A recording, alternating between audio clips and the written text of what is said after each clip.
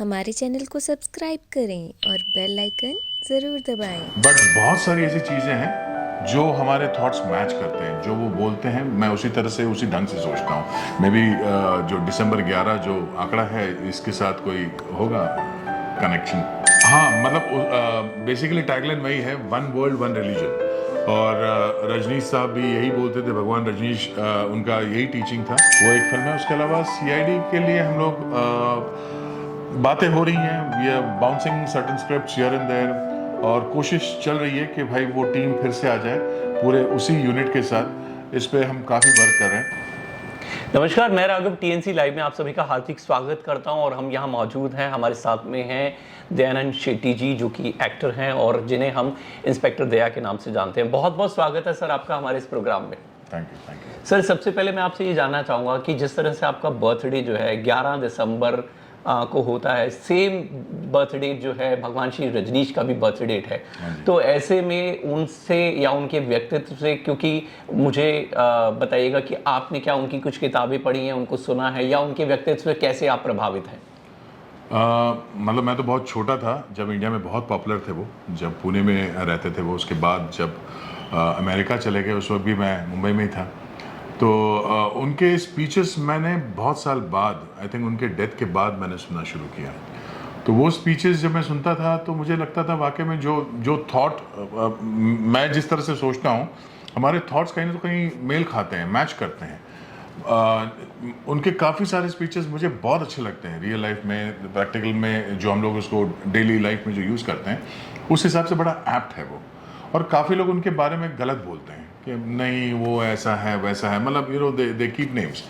But मुझे कहीं ना तो कहीं हो सकता है काफ़ी सारी चीज़ों में मैं उनके साथ एग्री नहीं करता, बट बहुत सारी ऐसी चीज़ें हैं जो हमारे थॉट्स मैच करते हैं, जो वो बोलते हैं मैं उसी तरह से उसी ढंग से सोचता हूँ। मे बी जो दिसंबर 11 जो आंकड़ा है इसके साथ कोई होगा कनेक्शन। जी बिल्कुल।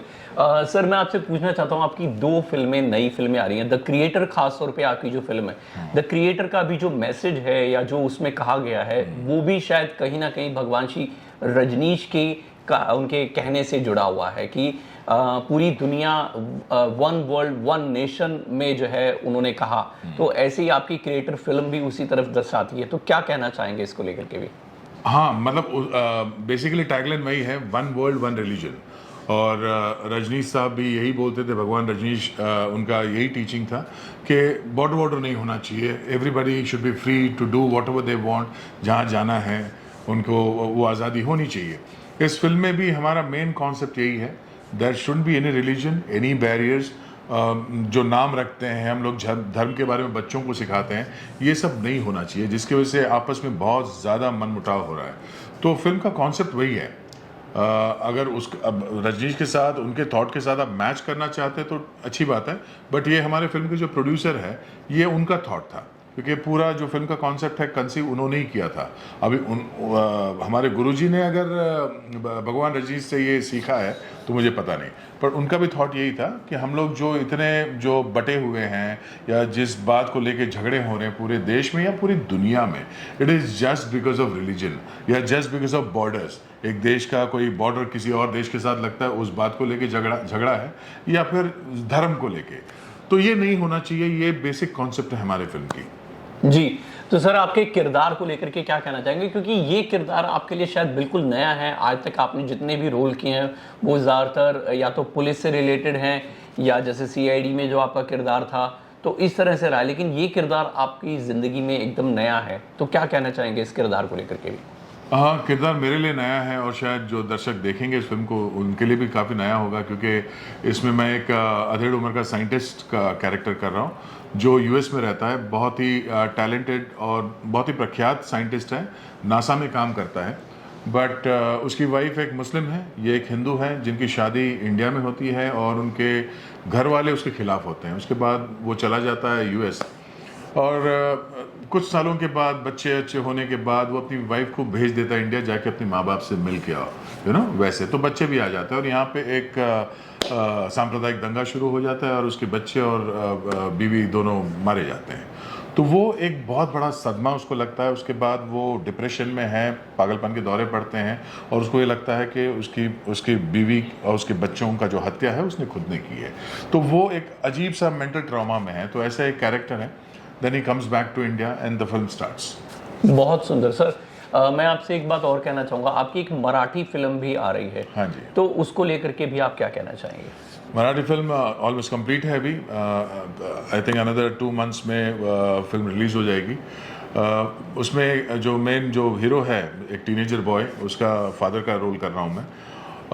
फर्स्ट टाइम मराठी फिल्म कर रहा हूँ, तो it was just to explore कि भाई मराठी में कितने हाथ तंग है या कर सकता हूँ ये देखने के लिए। और जो प्रोड्यूसर काफ़ी समय से पीछे पड़े हुए थे, तो मैंने चलो लेट्स ट्राई। तो वो मराठी फिल्म बहुत एक हल्का फुल्का लव स्टोरी है, तो इट्स नाइस, मज़ा आ गया करने में। जी, तो आने वाली दोनों फिल्मों के लिए आपको ढेर सारी शुभकामनाएं। और मुझे लगता है कि आपके फैंस जो हैं काफ़ी लंबे समय से इंतज़ार कर रहे हैं, खासतौर पे CID पार्ट 2 का। हाँ। तो उसको लेकर के भी आप क्या कहेंगे? उससे पहले शायद हमारी और एक फिल्म आएगी, वो है हिंदी फिल्म, करण जौहर की फिल्म है, धर्मा प्रोडक्शन की। शशांक खेतान जी ने उसको डायरेक्ट किया है, जिसमें विकी कौशल लीड में है। तो I think another 1 or 2 months वो भी रिलीज़ हो जाएगी। अब वो OTT पे करते हैं या थिएट्रिकल रिलीज़ है, वो हमें देखना है। वो भी बड़ी इंटरेस्टिंग फिल्म है। It's a very wonderful concept.